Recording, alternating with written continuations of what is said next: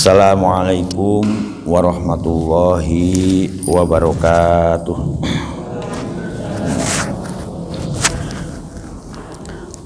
Liridho ilahi ta'ala wa khususan bibarakati suratil fatihah. A'udzubillahi minasyaitonirrajim. Bismillahirrahmanirrahim. Alhamdulillahirabbil alamin. Ar-Rahmanir-Rahim. Maliki yaumiddin. Iyyaka na'budu wa iyyaka nasta'in. Ihdinas siratal mustaqim. Siratal ladzina an'amta 'alaihim ghairil maghdubi 'alaihim waladdallin. Bismillahirrahmanirrahim. Alhamdulillahirabbil wa bihi nasta'inu ala umurid dunya waddin. Wassalatu wassalamu ala asrofil anbiya'i wal mursalin wa ala alihi wa ma'in. Wala haula wala quwwata illa billahil aliyyil adim. Allahumma ya muqallibal qulub tsabbit qulubana ala dinik. Allahumma ftah qulubana kaputuhil arifin wiru qulubana bihidayatil yakin. Alhamdulillah para ibu, para bapak, ini kita lanjutkan lagi. Ini masih surat Al-Baqarah. Surat Al-Baqarah itu surat yang kedua setelah surat Al-Fatihah. Ayatnya masih ayat 230. Nah, kalau kemarin 229. Dan 230 ini juga masih menjelaskan masalah pertolakan. Nah, ini. Jadi nikahnya ayatnya itu sedikit, ya, nikahnya itu. Tapi tolaknya rodokatah. Nah, ini Gusti Allah itu luar biasa ya. Untuk ngajari kita ini betapa tolak ini kalau bisa jangan sampai dilakukan. Kan itu kalau bisa. Nah, mudah-mudahan ya gak sampai ya.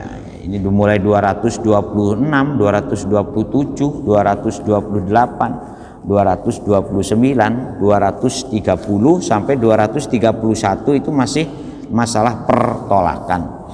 Nah, ini ayat ini kita teruskan lagi nggih. A'udzubillahi minasyaitonirrajim. Bismillahirrahmanirrahim. Fa in tolako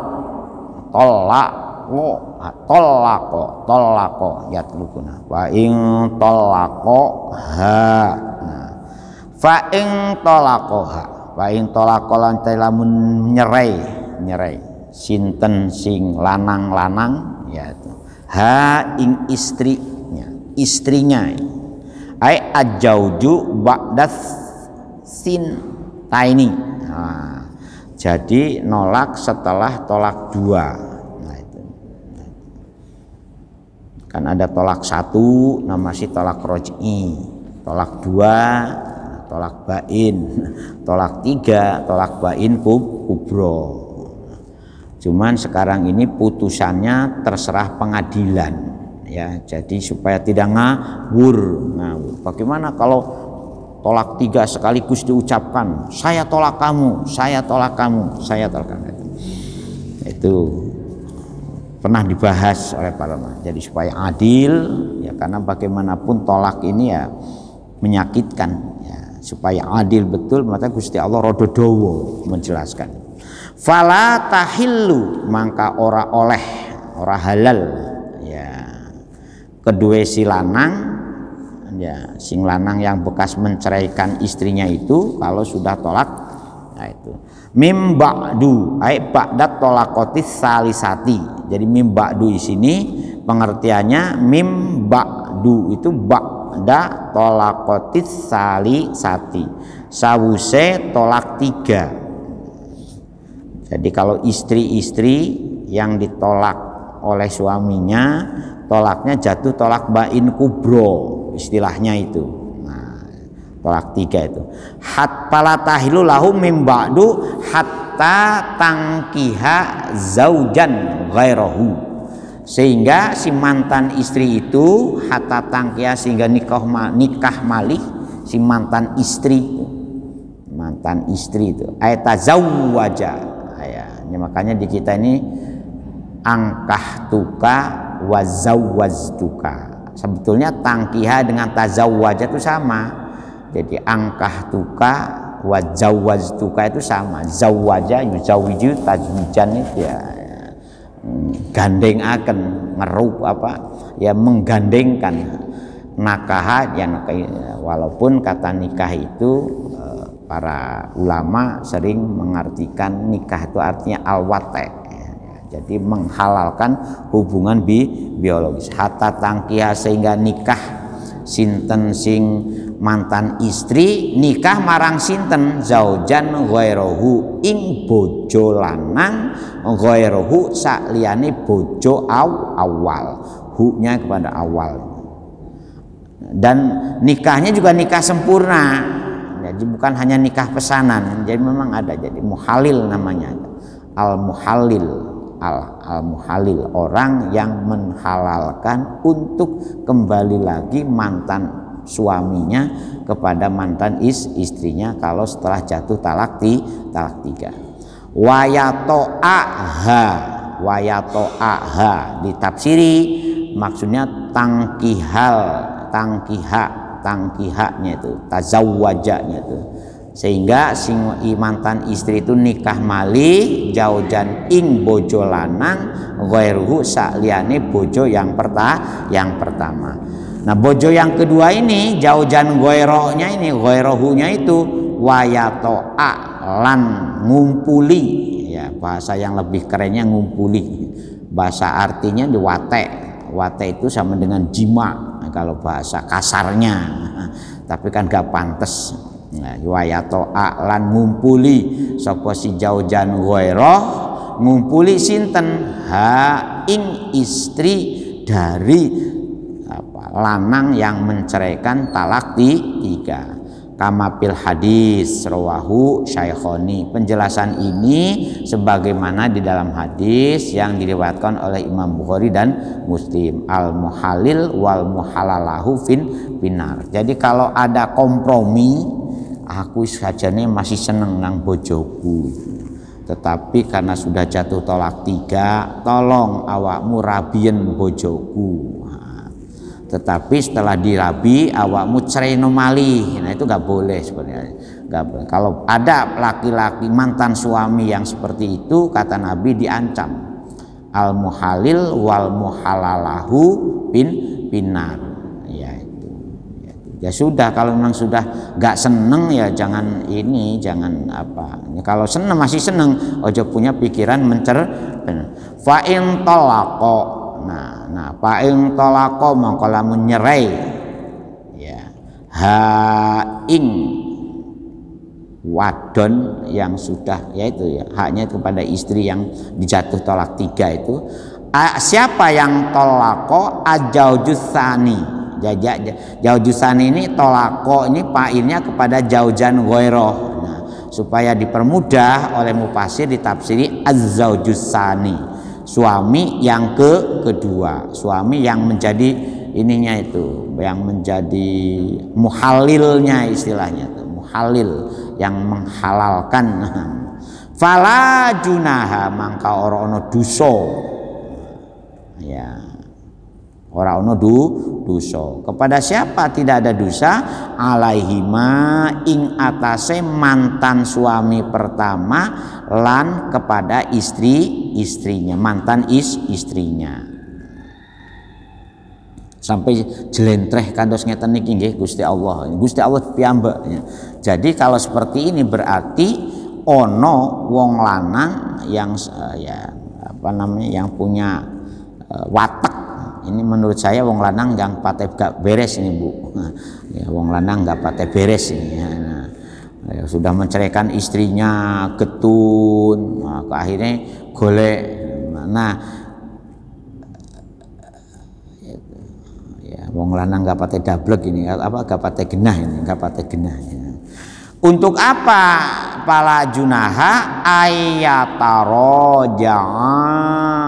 Nah ayat rojaatu asalnya tarojaani karena kemasukan an nunnya dibuang itu ayat roja yenta podo balik malih sopo si mantan suami kepada mantan istrinya ila nikahi bada ingkodo iddati setelah untuk kembali kepada apa ila nikahi marang nikah ba'da ingkido il iddati sawuse entene masa idae si mantan istrinya dari suami yang kedua. Nah, ini bukan dari jadi kan ini ada seorang perempuan dijatuhi talak bain kubro. Nah, kalau ingin kembali lagi si mantan suami yang pertamanya itu harus dinikahi dulu oleh laki-laki lain. Nah, kok ada ya laki. Nah, setelah dicerai oleh laki-laki yang kedua ini habis masa idahnya, maka mantan suami yang pertama itu boleh kembali lagi. Nah, kan? Ya kalau gak menyerah ya alhamdulillah ya gak usah nih ya salah dewe kok kenapa diceraikan dulu. Nah, kalau gak mau nyerah ya golek diane lagi.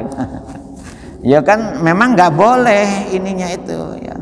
Kok nikah ini makanya sering dikatakan nikah eksperimen ya nggak boleh. Nikah eksperimen ya, itu. Ini betapa pentingnya ya. Atau mungkin makanya di sini indonna ayuki mahududallah. Memang ada ininya, ada yenta indonna yenta yono. Sopo si ininya itu si mantan suaminya itu ya atau bojoloro ya gimana ya, rumah tangga itu memang aneh kalau ini kehidupan aneh ya. Dan rumah tangga ini ukurannya bukan ukuran pinter, ukuran bodoh, ukuran kaya, ukuran miskin. Memang ada seni dalam rumah tangga ini, seni. Nah, supaya tidak terjerumus kepada bahtera yang gonjang ganjing terus ya. Makanya kita ini oleh Islam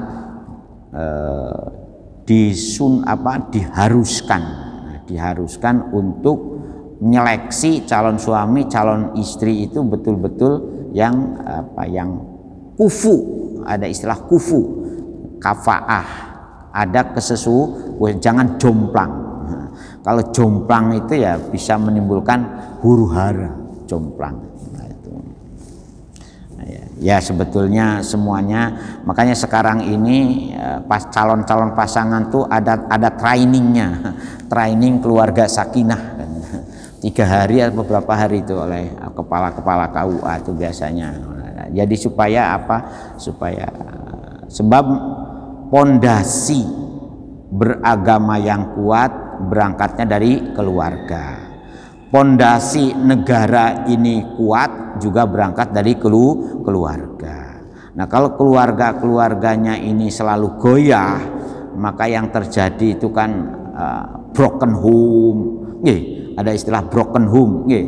Anaknya ya, ikut siapa? Kalau sudah cerai itu ikut mamahnya, tahu-tahu punya suami lagi. Suaminya ternyata gak open nang anak tirinya itu. Ikut bapaknya lebih sayang kepada istri barunya daripada kepada anaknya. Ya kan? Rata-rata tuh Bu. Istri barunya lebih disayangi. Anak dari istri baru kadang-kadang lebih disayangi. Anak dari istri pertama kadang-kadang diterlantarkan. Hati-hati bapak-bapak yang punya mental seperti itu, siap-siap digugat oleh anaknya dari istri pertama. Dan dibenarkan itu ya, oleh hukum itu dibenarkan kalau anaknya sampai terjadi menggugat kepada bapaknya yang berno-werno. Nah, makanya kenapa Gusti Allah sampai sedemikian jelentreh masalah perceraian ini ya dalam rangka memang cerai itu menyakitkan. Nah, menyakitkan.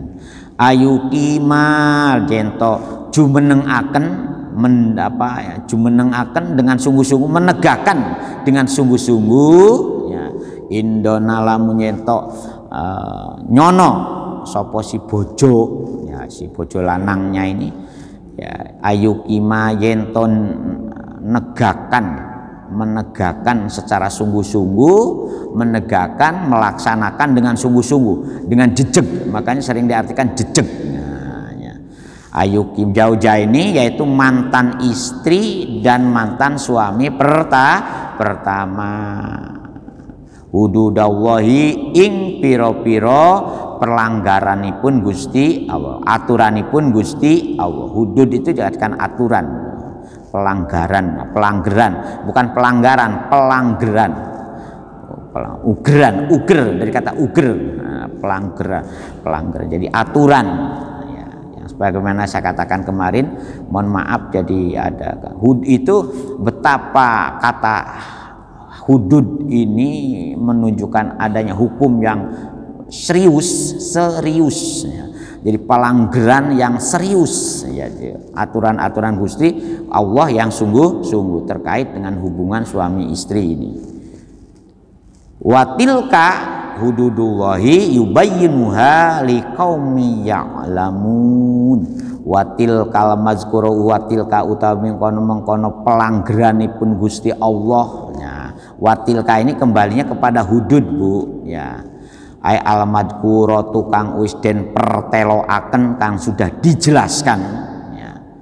Nah, itu khobarnya dari tilka. Watilka utawi kono mengkono hududullah yang baru diungkapkan tadi setelahnya ini. Iku hududullahi pelanggaranipun Gusti Allah yubayinu bayana mertelaaken sapa Gusti Allah. Bayana itu menjelaskan. Siapa yang menjelaskan? Fa'ilnya itu Gusti Allah. Yubayinu kang menjelaskan sinten Gusti Allah ha ing hudud. Nah, hudud itu jama itu dihukumi mu'anas, makanya domirnya mesti menggunakan domir mu'maha. Yubayinu mertela akan sinten Gusti Allah ha ing hududullah li kaumin kedua tiak kaum ya lamuna kang podo gelem. Nah, ada gelemnya, Bu, kang podo gelem nuntut ilmu sapa si kaum, kan itu mestinya begitu. Itunya itu orang-orang yang mau belajar, orang-orang yang mau tahu tentang hududullah. Ai ya tadabbaruna tegese tiang-tiang ingkang purun ngangen-ngangen atine. Dalam bahasa yang lebih keren, menghayati ya. Apalah ya tadabbaruna ada Quran, apakah kamu tidak mau menghayati Al-Qur'an? Nah, disindir oleh Gusti Allah itu. Jadi insya Allah kalau kita ini membacanya benar ya, tartil, setelahnya membacanya benar, sedikit banyak tahu makna uraian rangkaian dari kata-kata itu ya, seperti ini. Seandainya kamu wahai itu mantan suami ya, setelah menceraikan tolak 3, maka kamu tidak boleh langsung kawin lagi kepada bekas istri sebelum bekas istrimu itu kawin lagi dengan laki-laki yang lain, kan itu. Kalau sudah kawin dengan laki-laki yang lain dan laki-laki yang menikahnya itu menceraikan kepada mantan istrimu, nah, maka kamu boleh fala junaha alaihima, maka kamu boleh kembali lagi kepada mantan istri yang sudah dinikmati oleh laki-laki lain dulu, kan itu. Dinikmati dulu, Pak, nikah beneran itu. Harus ada ya to'ak haknya itu harus adanya. Jadi bukan hanya nikah simbolik ya, nikah simbolik ya, tapi nikah beneran. Nah, tapi kau kadung, Pak, kok sampean kok tegone, Mas, begitu ya. Saya harus kadung seneng dengan jenengan, Mas. Nah, akhirnya gak apa-apa diteruskan ya, biar ngiming-ngiming mantan suami, ayo saya lebih mesra dengan suami baru saya, kan gitu. Nah itu. Nah yang demikian itu memang hukum yang diterangkan oleh Gusti Allah secara tegas. Ya. Nah hukum yang seperti ini, dijelaskan oleh Gusti Allah kepada siapa? Kepada orang-orang, kepada kaum yang memang kaum itu mau ngerti tentang aturan-aturan Gusti Allah. Begitu kalau memang ingin praktisnya itu. Jadi luar biasa Gusti Allah ini. Udah. Ada yang mau tanya, Bu? Monggo. Nah, ini masalahnya barangkali ini masanya ya. Makanya berharaplah daripada cerai bagaimana kalau kawin lagi. Nah, itu tambah lebih menyakitkan semuanya tuh.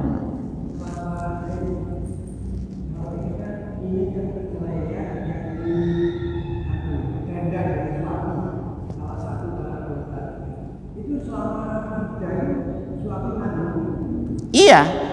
Ya, jadi suami nanggung beban kehidupan istri pada masa iddah. Bahkan para ulama termasuk tempat tinggalnya juga masih boleh menempati rumah. Makanya di Indonesia ini daripada geger, yaitu makanya ada istilah gonogini. Ulama yang pertama kali berijtihad tentang gonogini itu Syekh Arsyad Al-Banjari, ulama Indonesia, Pak. Makanya di Indonesia itu perkawinan ada dua yang berbeda dengan negara lain. Satu harta gonogini, yang kedua taklik talak. Nah itu harta gonogini, makanya begitu pengadilan memutuskan cerai, pisah antara pasangan suami istri, maka dihitungkan juga harta gonogininya itu. Ya maka harta goni diperhitungkan. Nah, supaya apa? Supaya kalau nanti mantan istri keluar dari rumah yang dibangun ketika berumah tangga. Nah, gonogini itu mikotnya dari mana?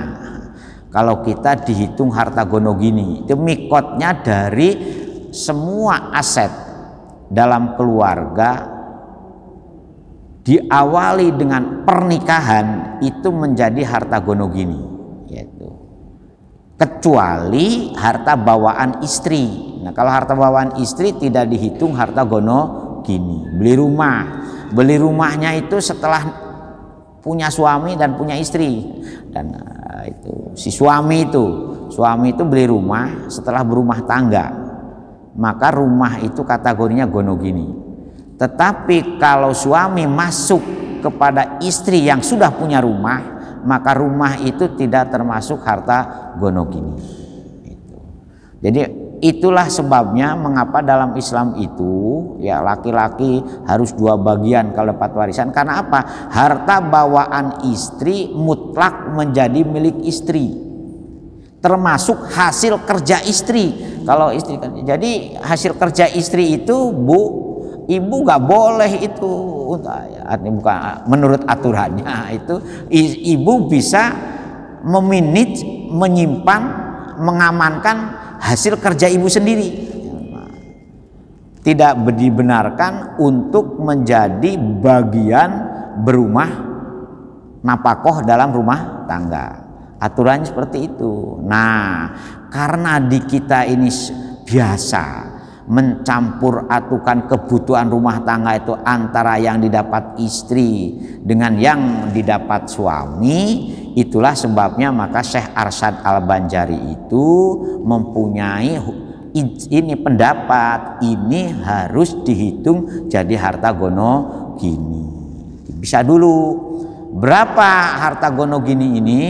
Ya 50-50, 50%, 50%. Sehingga kalau mati suaminya, ya suaminya mati, sebelum mana yang menjadi hak ahli waris itu ditetapkan dulu harta gonogininya. Jadi yang dibagikan kepada ahli waris itu separuhnya sebagai aset dari bagian harta gininya itu, ya harta gonogini. Ini makanya pengadilan jadi lebih ini supaya tidak menimbulkan kisru. Nah, pengadilan. Termasuk penetapan ahli waris itu pengadilan itu. Kemudian berapa bagian ahli waris yang akan mendapatkan warisan, karena ada furudul muqaddarah dalam warisan itu. Ada bagian-bagian yang sudah ditentukan nominasinya oleh Gusti Allah. Ada setengah, seperempat, seperdelapan, 2/3. Nah itu. Ya, makanya dalam ya, nggih. Waalaikumsalam.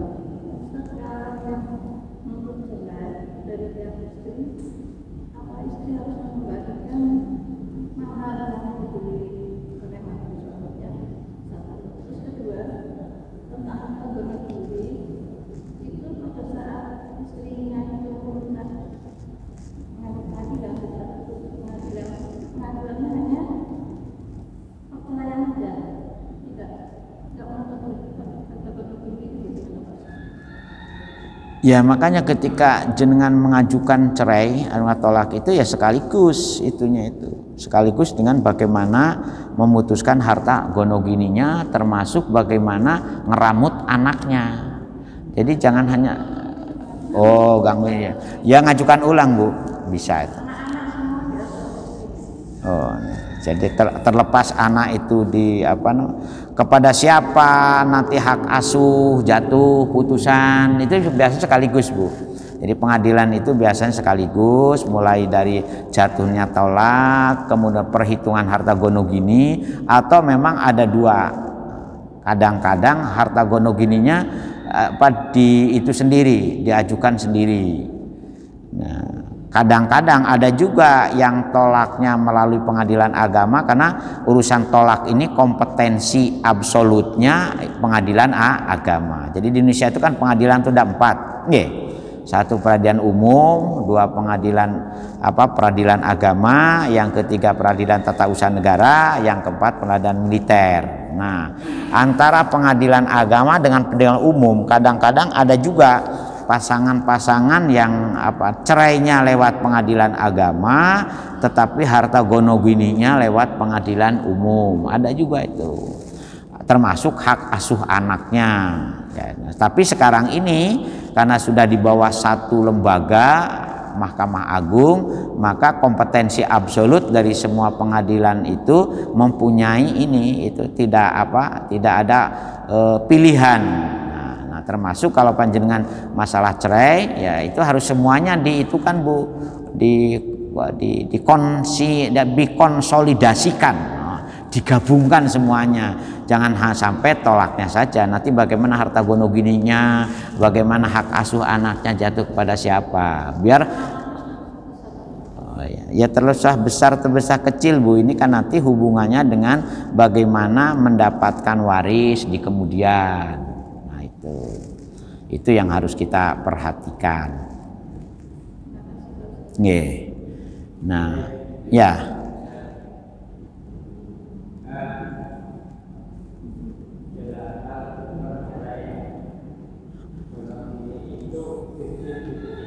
Ya.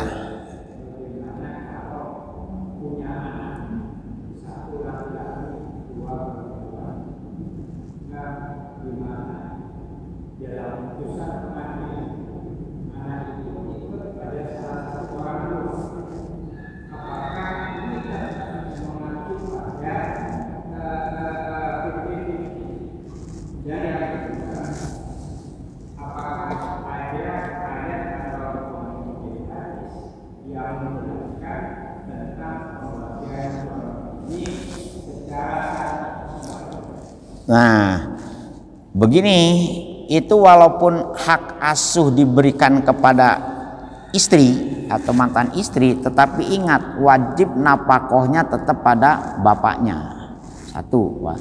Jadi walaupun anak itu ada yang ikut ibunya dan ada yang ikut bapaknya, tetapi kewajiban napakohnya ada pada bapaknya. Nah, harta gonogini itu ini ijtihad ya, ijtihad ulama Indonesia terkait karena apa? Karena wanita-wanita di Indonesia ini berbeda dengan cara berumah tangga orang Indonesia ini berbeda dengan cara berumah tangga orang-orang Arab di saat para ulama memberikan tekanan kalau semuanya itu menjadi tanggung jawab suami. Kalau di kita kan enggak, istri ikut ini juga. Nah, itu makanya di pengadilan, sistem pengadilan di negara kita, pengadilan perceraian di negara kita masih memperhitungkan harta gono gini. Nah, terkait dengan bagaimana masalah tadi yang ditanyakan oleh ibu dengan nyata jenengan, ya ayat selanjutnya ini.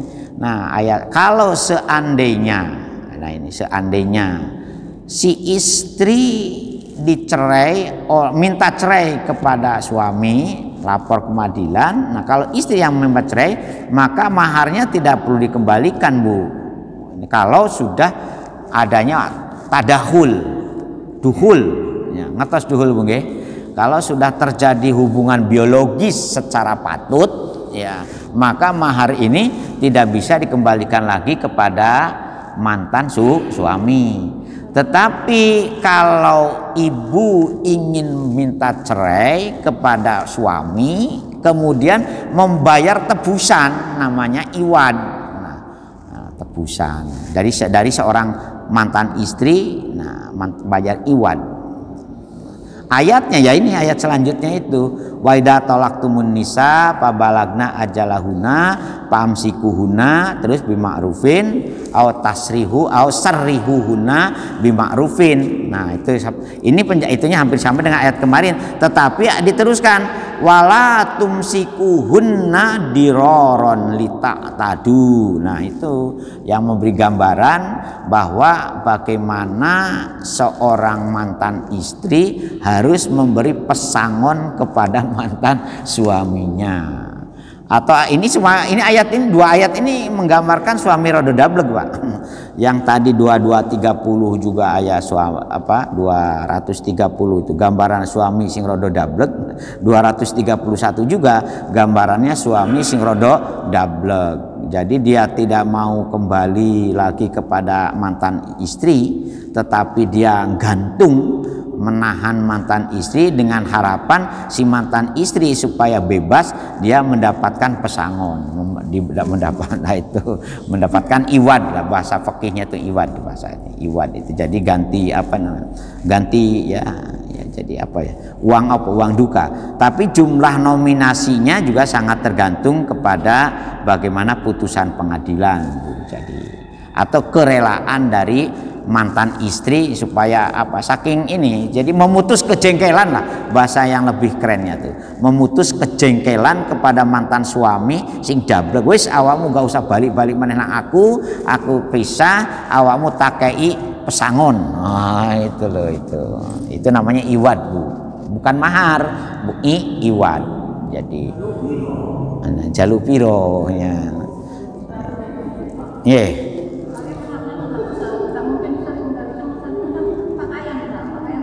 Iya, makanya mahar ini tidak perlu dikembalikan. Kemarin juga kan ada ayat itu kan. Nih, kemarin kan sudah 229 itu segala pemberian dari suami kepada istri kalau cerai jangan sampai mantan suami itu jaluk meminta kembali segala apa yang sudah diberikan kepada istrinya. Kan ayat kemarin itu 229 kan itu. Kecuali memang kalau belum terjadi duhul, belum sampai terjadi hubungan biologis, ini memang diperkhilafkan. Nah, ada yang boleh dikembalikan lagi, tapi hukumnya boleh, bukan harus ya. Dan boleh juga tidak dikembalikan maharnya itu ya. Jadi mahar itu kan semacam keharusan untuk menunjukkan cintanya. Itu loh. Gimana, Bu? Ya. Waalaikumsalam.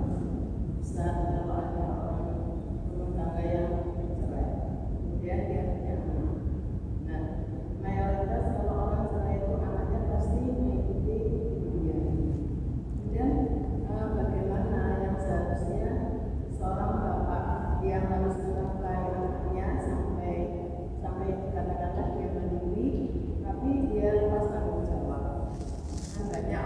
Ya, leres Bu.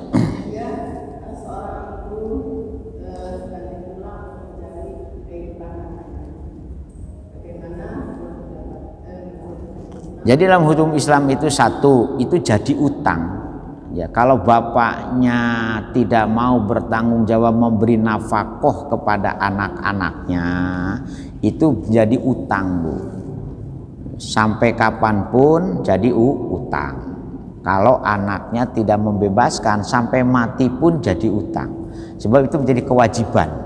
Ya, kewajiban. Oleh karena itu ya, makanya saya sebenarnya sampaikan itu anak bisa menggugat kepada kepada mantan suami atau kepada bapaknya itu. Kalau bapaknya dablek seperti itu, bapak dablek gitu namanya. Iya punya bikin anak tapi gak tanggung jawab, dablek gitu. Sebab anak itu al-waladu lil firash. Anak itu menjadi tanggungan kepada bapak-bapaknya. Jadi bin dan binti ya itu disandarkan sekalipun nikah siri. Nah, ini biar Pak ini ya Abah Yahya ya. Walaupun sekalipun anaknya umpamanya ketika nikah masih nikah siri, tetap beban tanggung jawab agama itu pada bapak-bapaknya. Banyak itu memang geletak anak banyak itu. Dan jangankan di tempat jauh, tetangga saya sendiri itu ada. Aduh, sampai sana. Ibunya barusan meninggal dunia lagi. Aduh. Bapaknya itu menterlantarkan kawin lagi ada. Banyak Bu, itu bukan di itu duda. Nah, itulah sebabnya kita sebagai orang tua untuk memprotek ya calon istri, calon mantu perempuan, calon mantu laki-laki itu supaya, makanya dalam Islam itu ketika kita melakukan pernikahan yang harus diperhitungkan itu bukan hanya kedua jenis suami istri, tetapi dua keluarga dari pihak besan itu juga harus menjadi ikatan. Nah, kalau bapaknya dablek terus, cari kakeknya Bu, kakek dari bapak. Ya. Tolong jadi cari mbahnya. Ya. Mbahnya itu bisa ditagih juga itu. Nah, supaya nyeneni bapak yang nggak tanggung jawab. Ya kalau hanya 1 2, kadang-kadang banyak Ibu. Ya kalau hanya 1 umpamanya istrinya sanggup golekno tetap banyak itu. Makanya hati-hati ibu-ibu punya Anda gadis itu ya, jangan dibiarkan bebas ya, sehingga memilih laki-laki yang tidak bertanggung jawab. Banyak sekarang ini kan gara-gara hanya kenalan lewat medsos, tahu-tahu seneng, tahu-tahu rabi ya. Setelah rabi karena kenalannya lewat dunia maya, ditinggalkan kembali tanpa tanggung jawab, itu banyak. Maten nggih. Monggo ada lagi itu. Ya, monggo Bu. Waalaikumsalam.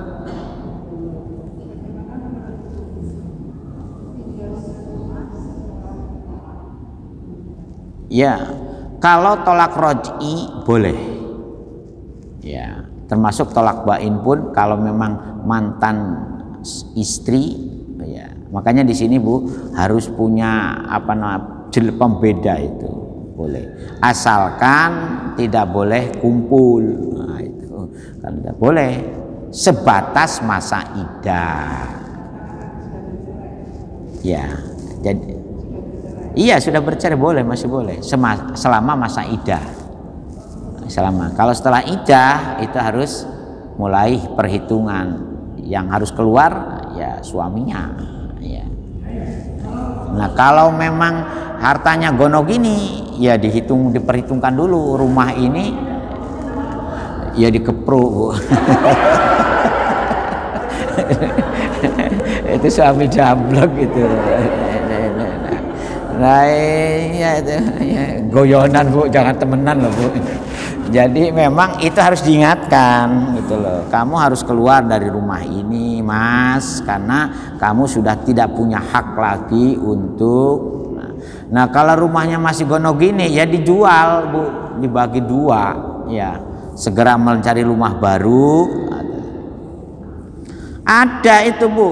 Mohon maaf, kadang-kadang dilakukan oleh orang yang luar biasa juga, ya. Satu rumah, akhirnya rumahnya diparo. Ya itu golek tukang ya apa caranya diparo, yang sebelah mantan istri, yang sebelah mantan suami. Mantan suami nikah lagi, mantan istri sudah punya suami sebelum nikah lagi, sebelum cerai sudah punya suami. Kacau lah. Gimana, Bu? Ya monggo, Bu, ini memang kita berharap ibu-ibu, bapak-bapak paham betul supaya kita ini bisa mendidik bagaimana keluarga-keluarga muslim itu betul-betul menjadi keluarga yang harmonis, yang yaitu dalam melangsungkan pernikahan itu makan sudah cukup, tapi memang harus dilaksanakan. Kemudian bagaimana kalau misalnya makan itu misalnya orang zaman dulu itu ibu saya misalnya itu makannya juta.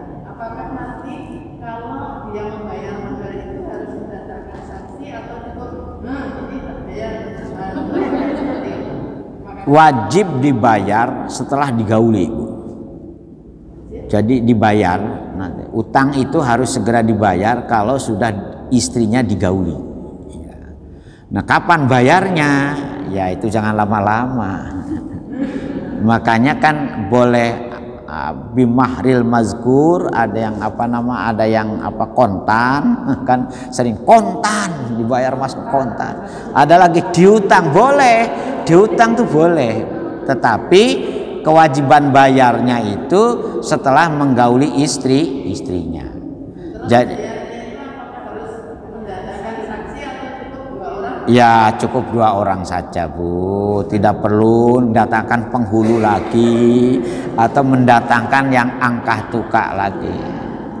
Yang penting lapor kepada walinya, sebab sebetulnya anak perempuan itu yang wajib menikahkan kan walinya. Jadi kalau mantunya ini sudah membayar maharnya, lapornya kepada bapak si istri, ayah, kepada mertua laki-lakinya itu lapor, kulo sampun bayar mahar kanggo putri panjenengan. Nah itu jangan ke penghulu, ya, cukup kepada mertua laki-laki kalau utangnya sudah dibayar. Nggih. Nah,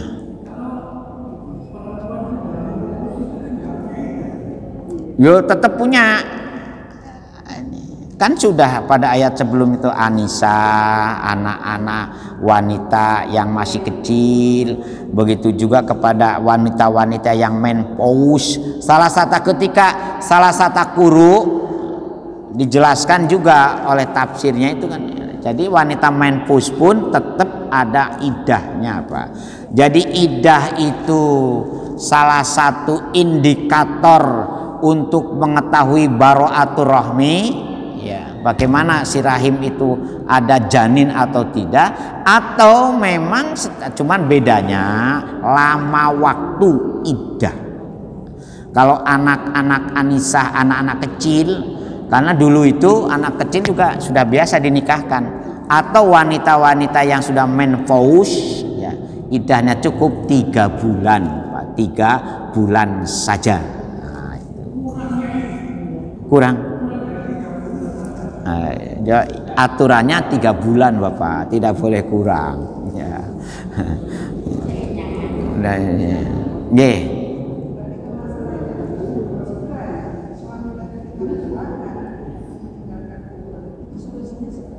Nah, solusinya lapor dulu. Kalau lewat pengadilan dulu bagaimana putusannya, Bu?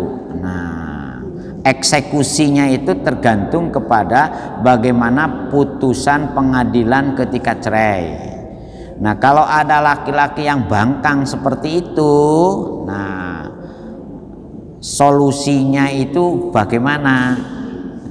Ya lapor lagi ke panitra pengadilan. Gimana ini suami saya ini nggak mau keluar dari rumah, padahal putusannya sudah ada. Nah, itu lapor lagi ke panitra.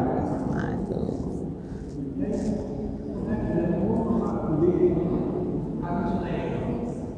Untuk orang Indonesia yang beragama Islam, penyelesaiannya hanya harus melalui pengadilan agama.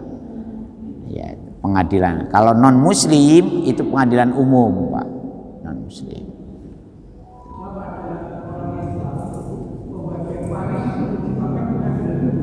Ya, makanya tadi. Tetapi ini. Jadi di kita ini memang ada dua yang masih ambigu istilahnya, yaitu masalah waris masih diberikan boleh memilih lewat pengadilan mana. Nah, itu. Yang kedua, penetapan anak angkat. Kalau di pengadilan agama tidak ada namanya tabani, pengangkatan anak. Dalam Islam itu gak boleh. Tapi pengadilan umum itu bisa menetapkan pengangkatan anak. Makanya anak angkat itu jangan disamakan seperti anak kandung. Bahkan hati-hati. Nah, kalau anak angkatnya perempuan, boleh jadi bapak angkatnya menikahi anak angkatnya itu. Kalau bukan kalau tidak ada hubungan mahram. Nah, itu repot itu Pak nanti. Ngoten Bu nggih. Jadi memang itu disitulah kena. Nah, atau sebaiknya ya rujuk lagi lah. Kalau mau, jadi sebetulnya itu mantan suami yang nggak mau meninggalkan rumahnya sama dengan dia itu diam-diam masih senang kepada mantan istrinya sebenarnya. Oleh karena itu lebih baik kembali lagi. Nah intinya, tapi istrinya kadang sudah punya suami lagi, repot kan. Oleh karena itu lebih bagus dihitung apakah rumahnya ini betul-betul gono gini yang bisa diparo, dijual, nanti dibagi dua. Al-Fatihah. Auzubillahi minasyaitonir rajim. Ya kana na'budu wa iyyaka nasta'in. Shiratal mustaqim. Auzubillahi hamdan na'imin hamdan syakirin hamdan yu'afi ni'amahu likabbi mazidah. Ya Rabbana lakal hamd kama yanbaghi li jalali wajhika wa adimi sultanik Muhammad salatan tunjina biha min jami'il ahwali wal afat wa taqina biha jami'al hajat wa tutahhiruna biha min jami'is sayyi'at wa taqawwana min jami'il khairat bil hayat wa ya muqallibal qulub tsabbit qulubana ala dinik Allahumma ftah qulubana ka futuhil arifin wa nawwir qulubana bi hidayatil innaka ta'lamu sirri wa alaniyati faqbil waqdi hajatina waqtini su'alana fa innaka ta'lamu ma fi nafsi fiddin nama amruhu idza arada syai'an ayyakum Rabbana atina fid dunya hasanah wa fil akhirati hasanah wa qina adzabannar Subhana rabbika rabbil izzati amma yasifun wa salamun alal mursalin walhamdulillahi rabb. Sekurang dan sempurna ihdinas siratal mustaqim wa huwa muwaffiq ila aqwamit thoriq. Assalamualaikum warahmatullahi wabarakatuh.